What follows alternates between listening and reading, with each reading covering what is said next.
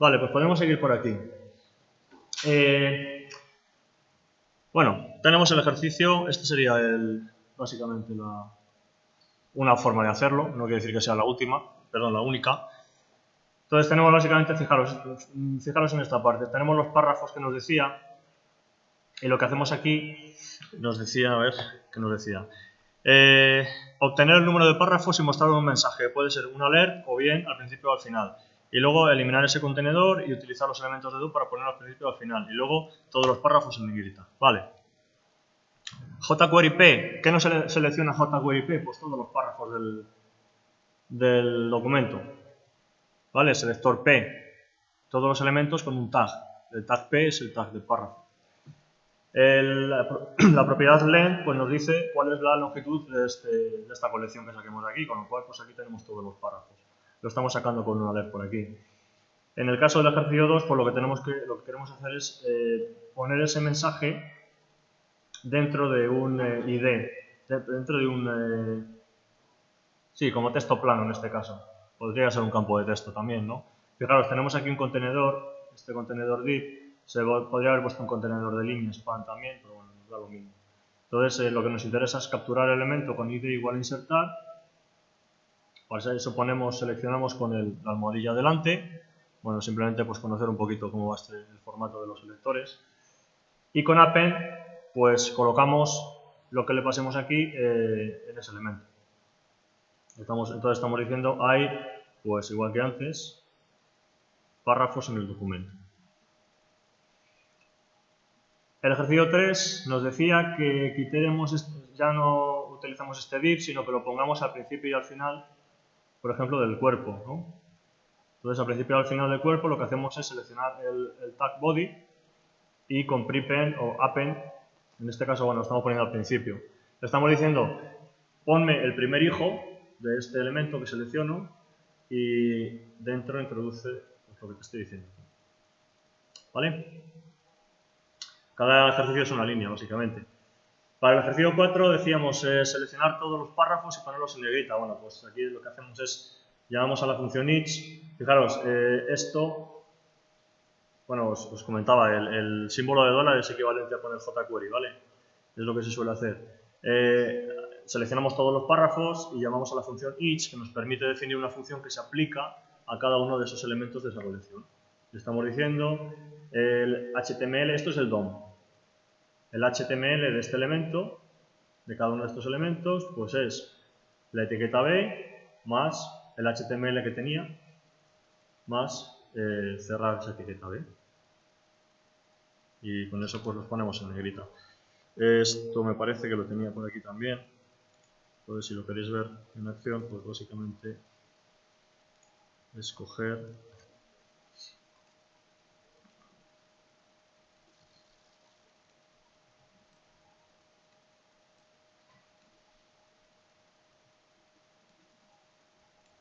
los selectores. Vale, tenemos primer párrafo, segundo párrafo, tercer párrafo. Me aparece el alert. Y luego me aparece pues esto que hemos escrito aquí antes. Acordaros, iba delante del body del documento. Y este es el div que teníamos abajo en el cual también lo estamos escribiendo. Y luego pues todos los párrafos nos aparecen. Se está haciendo todo de golpe, ¿no? Bueno, pues básicamente es lo que habíamos visto. Bueno, pues es un ejemplo sencillo de cómo utilizar algunos selectores, ¿vale? Para que no se quede todo en la teoría. Otro ejemplo, fijaros, tenemos esa tabla. Pues dice relación de personal, tenemos nombre, apellido, titulación. Y luego tenemos 4 personas con esos campos. Y dice, bueno, básicamente una tabla. Imaginaos una tabla. Y dice, escribir un script que haga que para mejorar su legibilidad todas las filas impares mantengan el fondo claro, mientras que las pares aparezcan sobre un fondo oscuro. Esa tabla también es un árbol, ¿no? Es un árbol de nodos. Lo podéis ver con las etiquetas. Entonces lo que queremos hacer es que las filas impares se queden en claro, mientras que las filas pares pues aparezcan con el fondo oscuro. Un minuto para pensar cómo se podría hacer.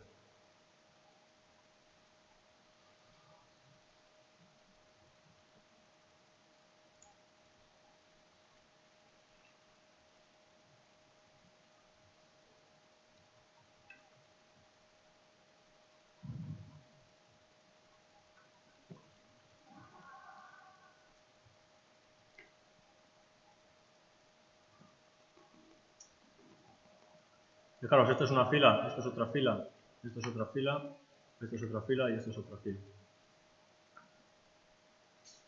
Queremos fijar en los TR, ¿no? El tag TR.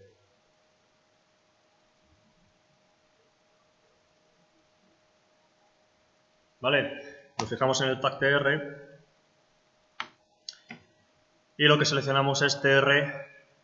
Esto es un filtro. Esto de los dos puntos eran los filtros. ¿Os acordáis? Teníamos selectores jerárquicos, que son los que nos permiten relacionar elementos, por ejemplo, padre, hijo, hermanos, etcétera.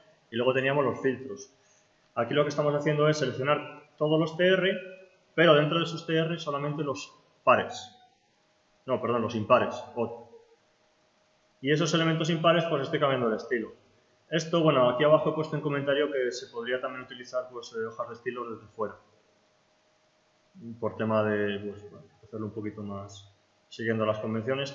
Pero bueno, esa sería una forma de hacerlo. Entonces estamos modificando el atributo estilo y en el caso de esos elementos impares lo estamos haciendo de color gris, por ejemplo. Podríamos hacer cualquier color. Lo que me interesa es que veáis sobre todo, bueno, pues esto de el acceso, ¿no? El cómo utilizar estos filtros. Esta es la parte interesante de eso de ahí. ¿De acuerdo? Yo creo que esto también está. Filtros. Bueno, dice procesando la tabla para que se vea cómo es inicialmente. Tenemos esa tabla. ¿Vale? Y estamos modificando, estos son los elementos TR. Cada elemento TR pues, es una de esas filas. Estamos modificando pues, ese color de fondo. Al final es pues, seleccionar cosas.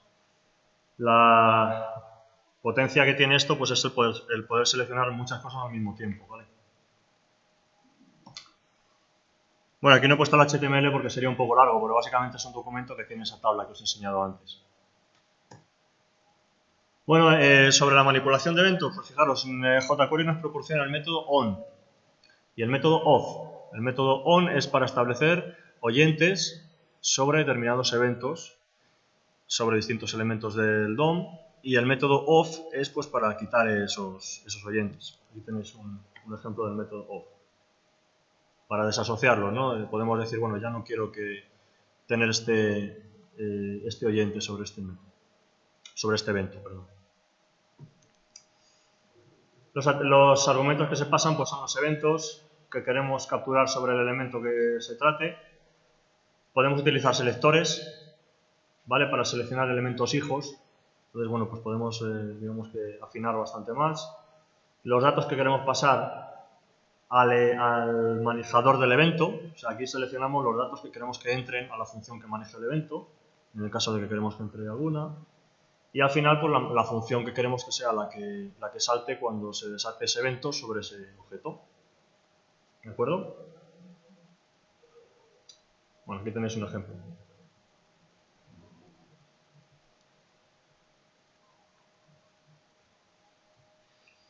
También, jQuery nos ofrece el método live. El método live dice por ahí que se aplica a todos los elementos que en un futuro satisfaga dicho selector.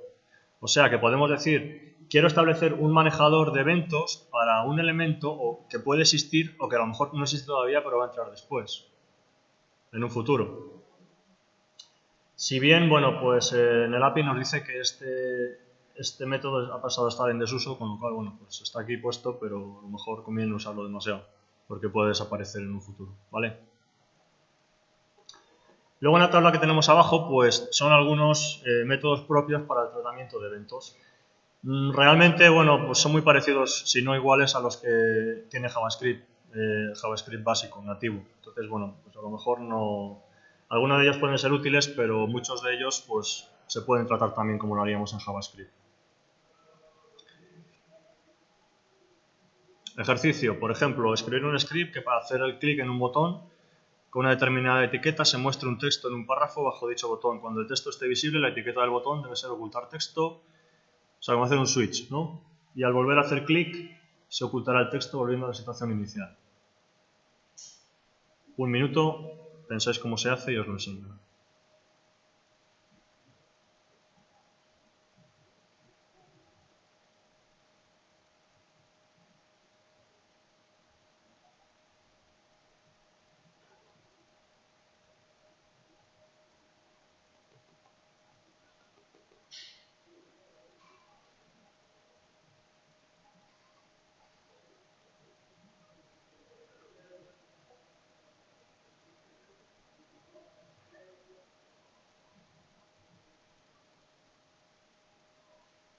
Bueno, pues ya os podéis imaginar qué es con esto de los eventos, si no, no lo hubiera puesto aquí.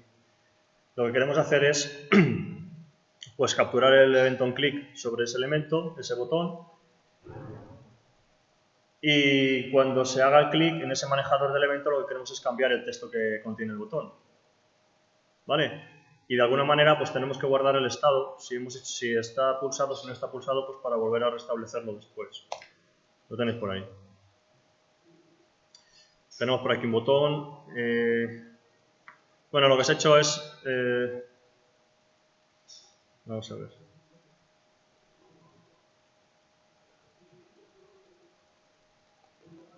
Vale.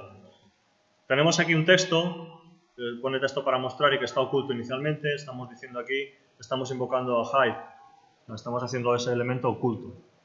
Y lo que hacemos es que al pulsar el botón, con el ID botón mostrar, al hacer clic, pues se ejecuta esta función. En el caso de que el texto oculto esté visible, fijaros, visible es un atributo del elemento. Entonces, poniendo ese filtro, estamos diciendo si ese atributo está definido, el atributo visible, entonces lo ocultamos. Y después de ocultarlo, pues cambiamos el atributo value, o sea, el valor del botón, que es lo que tenemos que cambiar para cambiar la leyenda del botón, y decimos mostrar texto. En el caso de que estemos en una otra situación, es decir, que se esté oculto, pues llamamos al método show, y eso lo que hace es que quita ese atributo de invisible. Y cambiamos, igual que antes, pues el texto del botón. O sea, esto básicamente...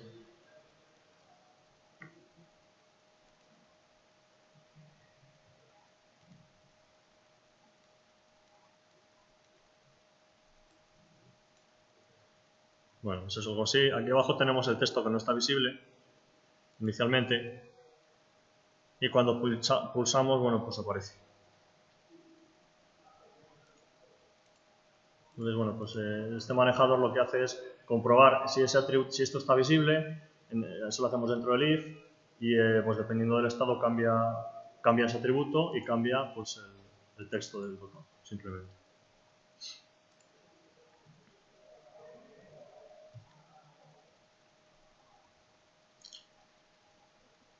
Bueno, aquí tenemos otra parte de la funcionalidad de jQuery. Yo al principio os comentaba que, bueno, digamos que podíamos dividir los frameworks pues, en la parte de interacción con el usuario visual, acceso a elementos y sobre todo implementación de patrones de diseño, ¿no? jQuery pues también tiene un poquito de la parte de bueno, pues, animaciones y efectos y estas cosas. Aunque si lo queréis usar en serio, pues os recomiendo que miréis jQuery GUI, que es el que os he enseñado antes, ¿no? Pues que está más especializado en esta parcela. Aquí tenemos métodos para mostrar y ocultar elementos. Esto lo hemos visto antes, con show y hide. Y toggle, pues lo que hace es que alterna. Si un elemento está oculto lo muestra y si está visible lo oculta. ¿Vale? Luego, estos métodos pueden recibir unos argumentos, que es la velocidad de la transición. O sea, que lo que hacemos no es quitarlo o ponerlo, sino que podemos hacerlo despacito. ¿No? Aplicando una serie, por ejemplo, para hacer desaparecer un elemento, pues incrementando el nivel de transparencia gradualmente para que parezca que se desvanece o ese tipo de cosas. O si queremos mover un elemento de un lado a otro, cosas de ese tipo. Entonces, el primer argumento puede ser pues, despacio, normal o rápido, o bien el número de milisegundos en el que queremos que ocurra. ¿Vale?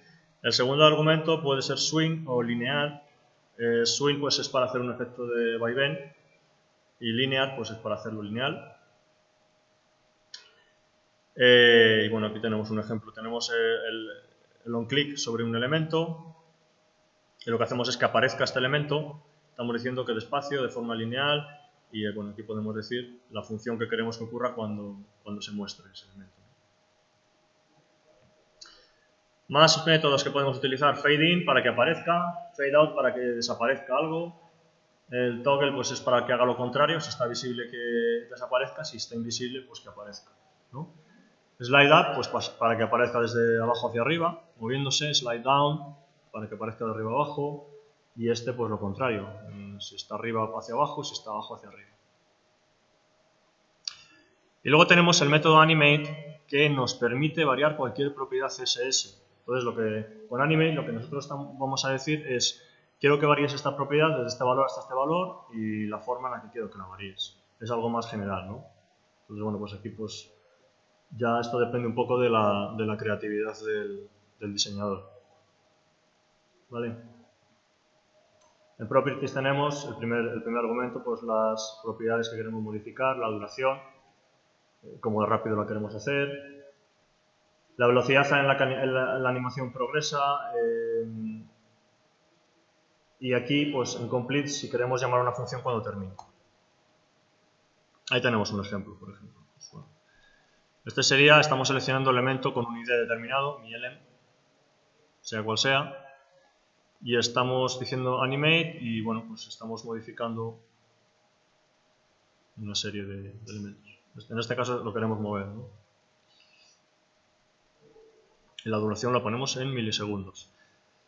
Un ejemplillo, con esto que acabamos de ver.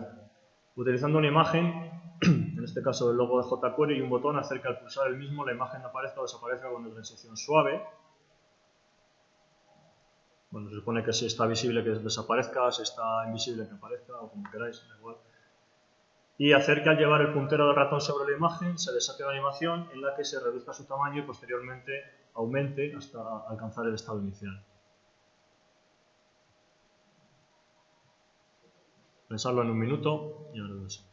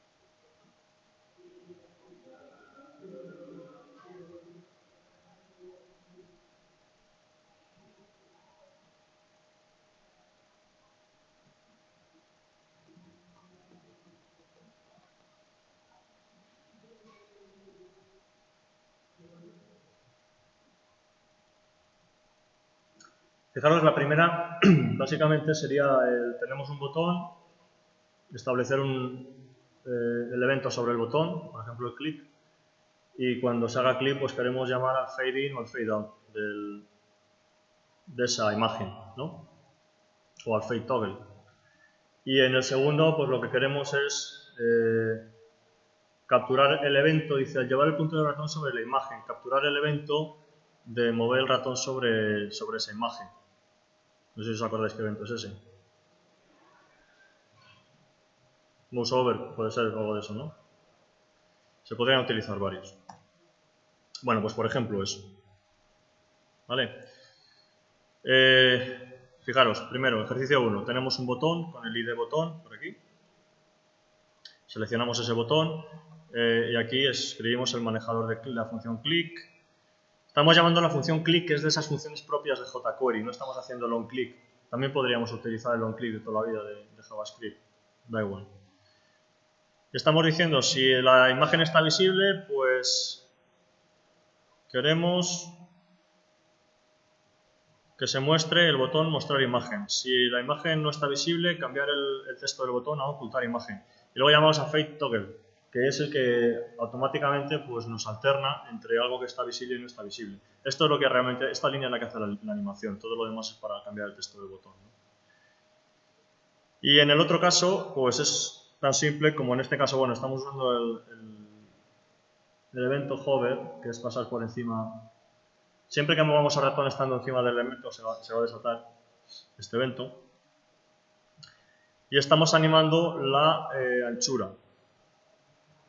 estamos animando la anchura y estamos diciendo, bueno, pues por ejemplo, en un segundo quiero que se desate toda la animación, ¿vale? Bueno, esto sería animaciones. Tenemos algo así, ¿no? La imagen de jQuery y aquí arriba el botón que hemos dicho. Si pulsamos en el botón, pues bueno, pues hacemos, aparece o desaparece con una transición suave. Y si pasamos, lo veis, ¿no? Si ponemos el ratón por encima de la imagen, pues esto varía. Si dejo el ratón quieto, también se sigue invocando al método. La velocidad con la que ocurre eso es la que le hemos dicho en milisegundos. Esto lo cambiáramos.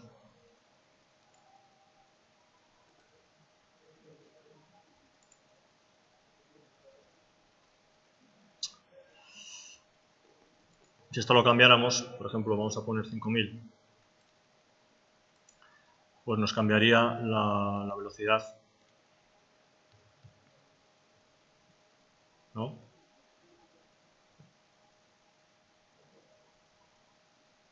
Con la que cambia esa propiedad.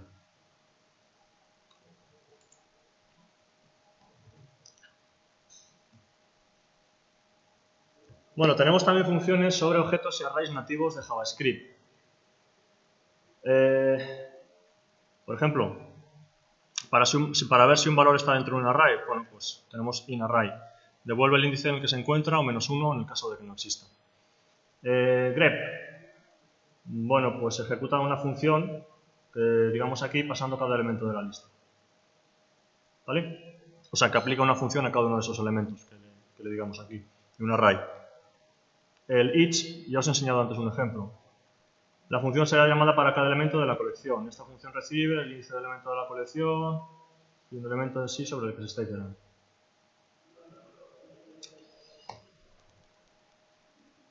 Esto es un ejemplo, fijaros, para que veáis lo simple que es el hacer algo arrastrable. Pero esto ya no es jQuery, esto es jQuery UI. Simplemente una pincelada. Haciendo esto, básicamente lo que estamos haciendo es este elemento. Para hacer esto de arrastrar, lo que estamos diciendo es, estoy creando un contenedor y dentro de ese contenedor estoy colocando un elemento HTML, el que sea. En este caso es un texto. ¿Vale? Esto de texto móvil.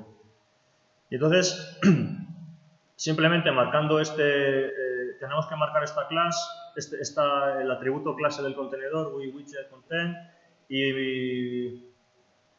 ¿vale? E invocando al método dragable, o sea, arrastrable, del elemento que seleccionemos, en este caso con la ID, podríamos hacerlo con todos al mismo tiempo. O sea, si tenemos muchos, podríamos seleccionarlos todos al mismo tiempo y decir que son arrastrables. Esto ya, pues, es usar los selectores que hemos visto antes. Pues simplemente haciendo esto, estamos permitiendo que el usuario pues, seleccione el texto ese. Y es parecido a lo que hemos visto al principio, ¿no?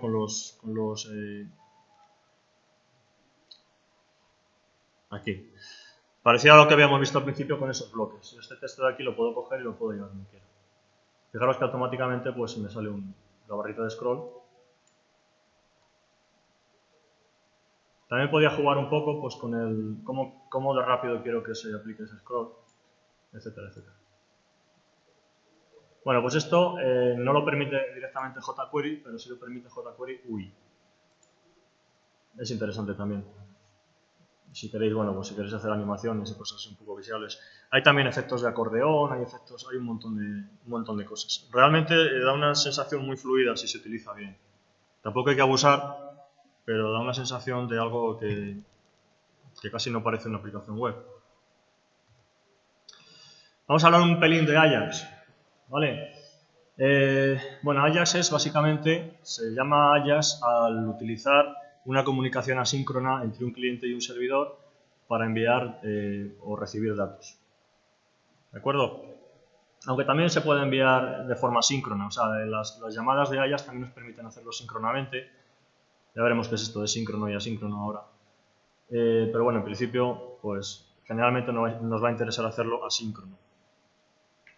El nombre es un poco paradójico porque habla de JavaScript y XML. Realmente no hace falta ni usar XML ni usar, bueno, JavaScript se suele usar, pero no sería necesario. La filosofía es simplemente eso, el hacer una comunicación pues que sea una parte de la página y no recibir la página entera, para mostrar otra página distinta. ¿Vale? Entonces, allá no se refiere a un lenguaje concreto, ni a un formato de datos, ni XML, ni JSON, ni ese tipo de cosas. Aquí tenéis algunos ejemplos.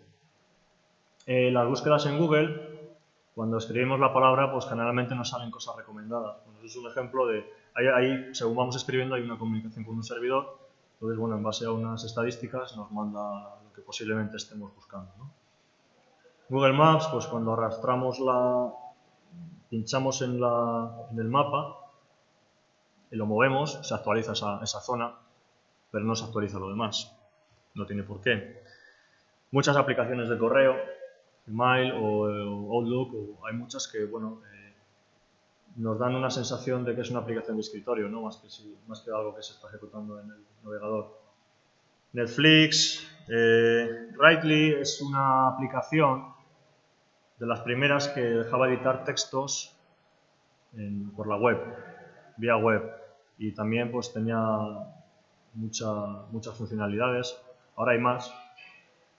Otro ejemplo es Kayak, de uso de Ajax, etcétera, etcétera. Bueno, aquí vemos una idea de la diferencia entre una comunicación síncrona y asíncrona. Lo que tenemos ahí arriba es una comunicación síncrona. Eso quiere decir que cuando se envía una petición, arriba tenéis el cliente y abajo el servidor. En la comunicación síncrona, cuando se envía una petición a un servidor, el cliente se queda esperando, ¿vale? Y hasta que no devuelve la respuesta al servidor, pues no sigue haciendo las cosas. En la comunicación asíncrona, después de enviar una petición, pues el cliente sigue haciendo cosas. Y cuando el servidor contesta, recibe los datos y los coloca o los procesa como quiera. Entonces, bueno, algunas veces, aunque realmente el tiempo sea el mismo de la respuesta, pues nos da una sensación de estar todo más fluido en el caso de utilizar comunicación asíncrona. Suele ser lo recomendable, que no quiere decir que en algunas ocasiones pues tengamos que utilizar comunicación síncrona, si dependemos mucho de los datos que nos lleguen del servidor para poder después hacer algo, ¿no? Aquí tenemos algunos ejemplos, fijaros, de esquemas de comunicación entre cliente y servidor. Este de aquí es el más sencillo. El Ajax Polling básicamente consiste en que nosotros mandamos una petición al servidor y el servidor nos contesta enseguida. Imaginaos, por ejemplo, una aplicación de chat, que es algo así como lo que vais a tener que hacer en la práctica final. Nosotros, como cliente, pues mandamos peticiones al servidor para ver si hay texto nuevo en el chat, ¿no? Una base de datos o donde sea. Entonces ese servidor nos va contestando, pero claro, bueno, la eficiencia no es muy alta porque si nadie ha escrito nada nuevo, yo estoy enviando y recibiendo mensajes vacíos. No vacíos, pero bueno, que no me sirven para actualizar la página, ¿no? Una posible solución es el long polling. Y el long polling consiste en el que el cliente manda una petición al servidor y el servidor no responde hasta que no tenga algo bueno que decir.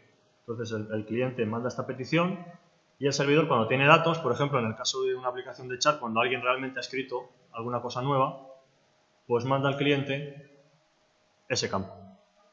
Entonces el cliente lo procesa y enseguida vuelve a mandar otra. La idea es que el cliente siempre se quita la pelota lo antes posible, ¿vale? Y el servidor responde cuando realmente hay algo que enviar. Entonces así, según este esquema, lo que hacemos es reducir un poco ese flujo de datos, esa comunicación. Más cosas que tenemos, por ejemplo, HTML5 incluye cosas bastante interesantes. Por ejemplo, los Server Send Events, que consisten en que el cliente abre una comunicación y el servidor responde cuando quiere, las veces que quiera, ¿vale? El cliente no tiene que seguir mandando peticiones. O los WebSockets, en los cuales, bueno, pues ya el cliente manda cuando quiere y el servidor manda cuando quiere también. Bueno, pues son distintos esquemas, ¿no? Os voy a enseñar ahora, de forma muy rápida, el método puro y duro de usar Ajax. Es un método que, bueno, no vais a utilizar seguramente, pero que por lo menos conviene que sepáis que hay por debajo cuando utilizáis esas funciones que nos dan los frameworks, ¿vale? O sea, esto es como lo tendríamos que hacer si manejáramos JavaScript del original. Bueno, fijaros, Ajax se surgió a partir de este objeto, XML HTTP request. Esto de aquí es para versiones antiguas de Internet Explorer, que es otro objeto que tiene otro nombre distinto, pero bueno, viene a hacer lo mismo. Entonces, lo primero es crear este objeto. Estamos creando una variable o un objeto que, bueno, que se corresponde a XML HTTP request. El siguiente paso es llamar al método open sobre ese objeto. Este objeto es el que hemos creado antes. Estamos diciendo aquí, estamos preparando la petición. Primero estamos diciendo si la quiero enviar una petición get to post. Esto es simplemente una cadena. La URL de destino, donde esté mi servidor, puede ser en mi máquina, puede ser remota. Y luego si quiero una petición asíncrona o una petición síncrona. Por defecto, si no pongo nada, pues es asíncrona. Pero también nos deja hacer la petición síncrona. Luego hay un método, este sigue siendo el mismo objeto de antes, que es onReadyStateChange, que se va a invocar siempre que haya un cambio en el estado de la petición, que puede ser pues enviada o procesándose o completada parcialmente o completada o error. Entonces siempre que haya un cambio en ese estado se va a enviar, se va a ejecutar la función que yo le diga aquí. La podría poner así o la podría poner en forma anónima, ¿no? Igual que antes, directamente aquí. Bueno, entonces, ¿cómo identifico yo cómo está la petición? ¿Cómo va? ¿Para qué sirve esto de identificar la petición? Pues, por ejemplo, muchas veces veis que hay cuando hacemos una petición al servidor hay una imagen, una animación diciendo, bueno, procesando. Y cuando se termina todo, pues nos aparece otra cosa. Pues, por ejemplo, si queremos mostrar esa imagen, podríamos mirar estas propiedades. Para eso miramos la propiedad readyState de ese objeto. Entonces, bueno, aquí tenéis los distintos valores que os comentaba antes. Si no está inicializada, cargado, o si se ha recibido parcialmente, o si se ha completado. Y luego ya después se le manda consent. Consent pues se envía el cuerpo que queremos que vaya. Perdón. El cuerpo que queremos que vaya en esa petición. Fijaros, el cuerpo solo nos interesa si mandamos la petición por post. En el caso de que utilicemos el método get, no hay, el cuerpo está vacío. Eso os lo comentaba al principio. Entonces, bueno, conviene conocer esto un poquillo. Si lo hacemos con get, tenemos que enviar el mensaje dentro de la URL de la petición. Bueno, aquí os lo pone. Si es con get, pues el cuerpo va a estar vacío, podemos poner null o comillas, comillas, y ya está. Y aquí se habla también de poner, bueno, generalmente conviene pues establecer unas cabeceras, eso se puede hacer con setRequestHeader. Bueno, pues también podemos establecer las cabeceras que queremos que vayan en esa petición al servidor. Bueno, ¿y qué pasa con jQuery? Todo esto es lo que haríamos si lo hiciéramos de la forma tradicional. jQuery nos da el método load, pues que nos sirve para hacer estas peticiones. Bueno, nos da varios métodos, ¿vale? Load realiza una petición al servidor accediendo a una URL, que le pasamos por aquí, y pasando los parámetros indicados en forma de clave valor.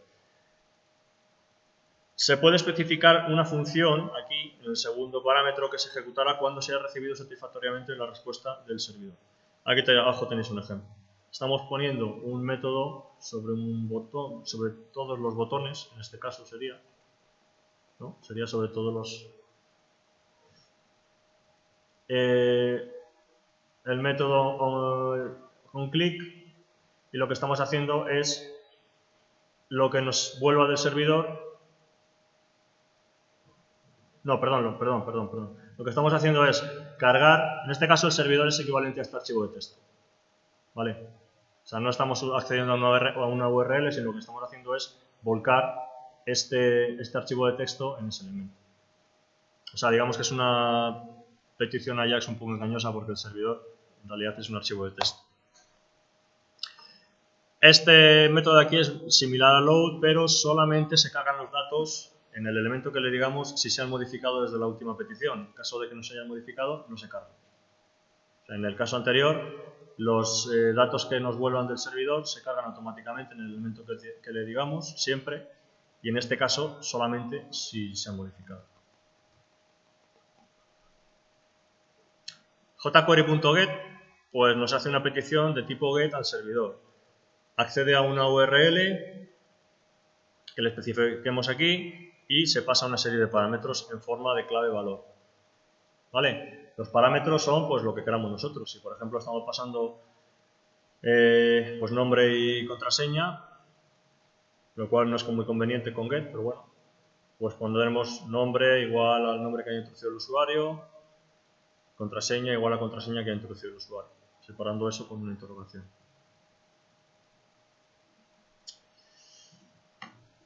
Y aquí tenemos un ejemplo, ¿no?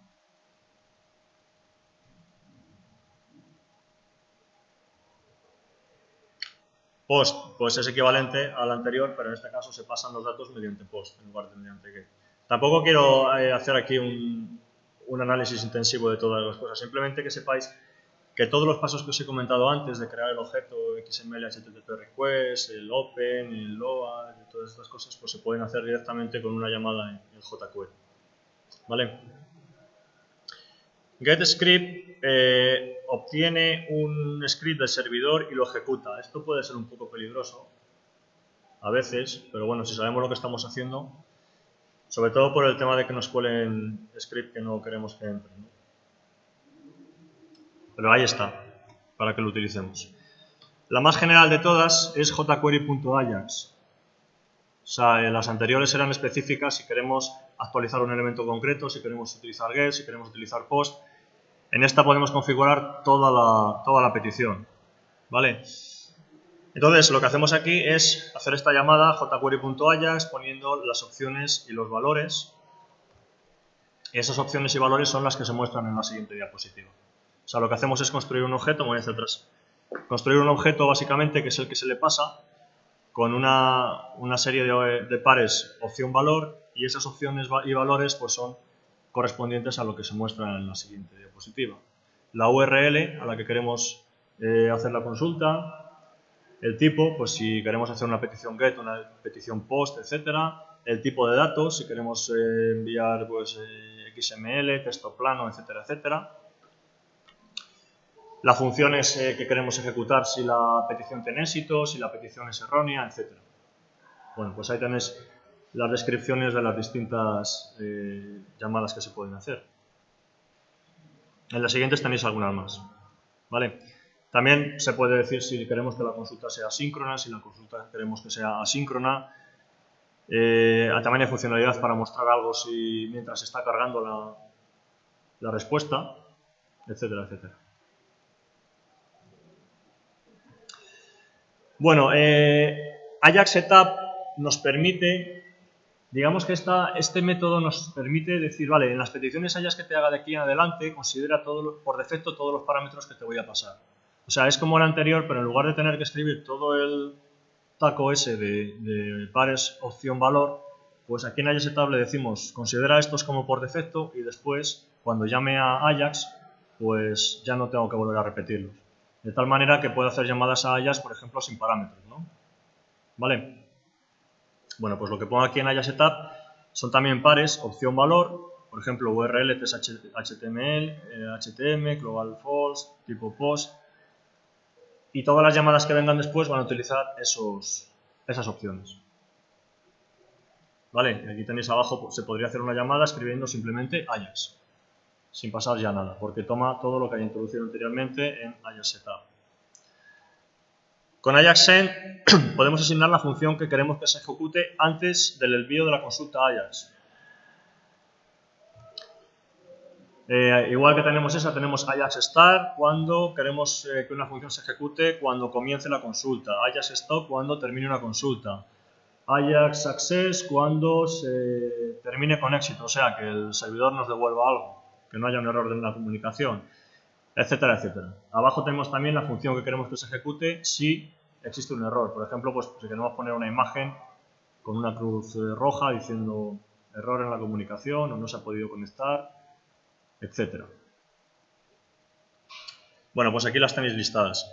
Igual que antes os he intentado coger las más que os pueden resultar más útiles, pero no están todas. Hay más de estas. Entonces, bueno, es cuestión de mirar el API y enterarnos un poquito de lo que se puede hacer. He puesto algunas ideas sobre JSON aquí al final. JSON es no sé si lo conocéis, es un formato, es una alternativa a XML, ¿vale? No pretende sustituir a XML. Es un formato para codificación de intercambio de datos muy ligero. Es, por ejemplo, el que se utiliza si guardáis los marcadores en Firefox, pues se lo podéis guardar en JSON. Y bueno, pues también es relativamente popular, está creciendo la utilización de JSON. Y básicamente lo utilizamos para enviar datos pues, entre un cliente y un servidor, ¿no? Abajo tenéis la URL, aquí la tenemos la web, json.org. La idea es que tenemos, para cualquier lenguaje del lado del cliente y del servidor, pues tenemos muchas librerías, sobre todo pues, que nos dan funciones para codificar y decodificar cosas. O sea, pasar básicamente de un objeto a una cadena codificada con JSON o al revés, para poder enviar esa cadena. Esto se ve mejor con ejemplos. Fijaros, tenemos aquí, por ejemplo, en JavaScript. Estamos hablando de JavaScript. Aquí estamos creando un objeto.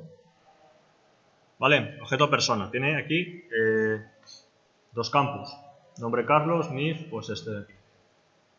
Con Stringify, lo que hacemos, json.stringify, lo que hacemos es pasar este objeto y nos devuelve una cadena con el objeto codificado, que sería básicamente la cadena que veis abajo. También la podríamos hacer a mano nosotros. ¿De acuerdo? La podríamos codificar y enviar así.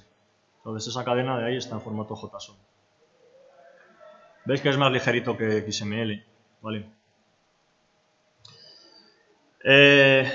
Para convertir, estamos todavía en el lado del cliente, JavaScript.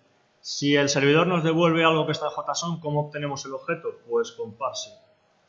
json.parse. Antes teníamos el stringify y ahora tenemos parse. Entonces pasamos la cadena que nos haya enviado el servidor y esto nos generaría el objeto, igual parecido al que teníamos antes, con el campo y el valor. ¿De acuerdo? Fijaros qué fácil es, o sea, es básicamente una función para codificar y una para descodificar. Aquí os he puesto un ejemplo, ¿qué pasa con el servidor? Un ejemplo muy sencillo en PHP porque, bueno, esto no entraría hablando propiamente en la parte del cliente, pero bueno, un ejemplo para que veáis qué pasa con el servidor, pues exactamente lo mismo. Da igual que sea PHP o que sea en Java o que sea en otro lenguaje. Tenemos siempre una función para codificar y una función para descodificar. En este caso, pues en PHP nativamente tenemos JSON encode, que lo que hace es que recibe un objeto, igual que teníamos antes, y nos saca una cadena. Y esto se lo podríamos enviar después al cliente, ¿no? Y para decodificar, pues tenemos por aquí el método JSON_decode, la función JSON_decode, que recibe pues esta cadena, está codificada como JSON y nos devuelve el objeto en sí. Pero ya os digo, pues aquí se muestra en PHP, pero en cualquier lenguaje lo tenéis disponible. Bueno, al final de todo tenéis un apéndice, le he llamado sintaxis básica PHP, y es simplemente las razones por qué en la práctica final os voy a pedir que hagáis una cosa con un servidor y el servidor os lo voy a dar directamente en PHP, porque es más conciso, no es por otra cosa, ¿vale? Entonces, copiándolo directamente lo vais a tener. Y la idea es que entendáis lo que se hace, porque, bueno, pues a lo mejor algunos ya habéis trabajado con PHP, otros a lo mejor no os acordáis bien, otros no, etc. Es muy sencillito, ¿vale? Entonces, bueno, pues aquí tenéis algunas ideas. Empezamos siempre con el ángulo y la interrogación PHP. Con eco sacamos cadenas. Digamos que lo que hacemos es enviar esto al cliente, ¿vale?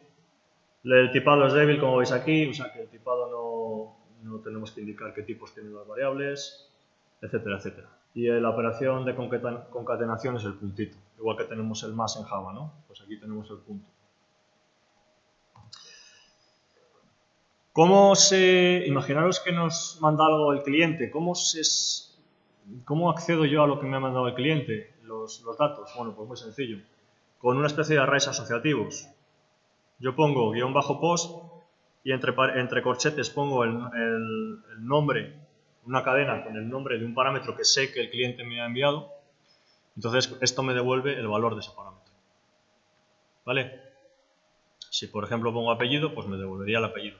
Esto en el caso de que sea por post. Si es por get, pues se sustituye ese post por el get. ¿Vale? También tenemos request, pues que vale tanto para post como para get. No se diferenciaría. En este caso lo que se está haciendo es concatenar nombre y apellido y se está enviando al cliente con ese eco, como texto plano. Si queremos enviar algo como JSON, pues ¿qué hacemos? Codificamos y luego enviamos pues esa cadena resultante. Bueno, ¿por qué es tan popular? Realmente os comentaría, Luis, PHP. Hay gente que no habla demasiado bien de PHP, porque bueno, tiene sus fallos, pero realmente es el lenguaje más popular del lado del servidor, sobre todo por el volumen de código que hay. Y una de las razones por la que sea tan popular es porque está muy bien integrado con el manejo de bases de datos. Entonces, aquí en este ejemplo pues tenemos un ejemplo de acceso a una base de datos, ¿vale? Usando MySQL. Arriba estamos conectando esa base de datos con el usuario y la password que queremos utilizar, ¿vale? Este digamos que sería el mensaje que queremos que salga en caso de error. Seleccionamos una base de datos del motor de gestión, en mi caso se llama mi DB, por ejemplo, usando el identificador de la conexión que nos ha devuelto antes. Y luego ya podemos pasar queries en SQL, ¿de acuerdo? Pues como veis aquí, por ejemplo.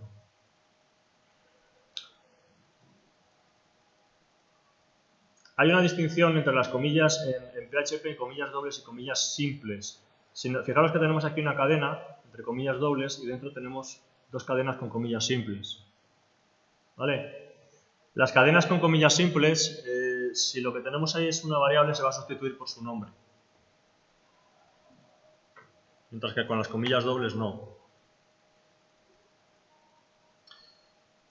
Bueno, aquí estamos accediendo a otra sentencia SQL para recibir una serie de registros y después pues lo que estamos haciendo es sobre el conjunto de los registros que nos haya devuelto, pues recorrerlo mandando al cliente pues este campo de aquí.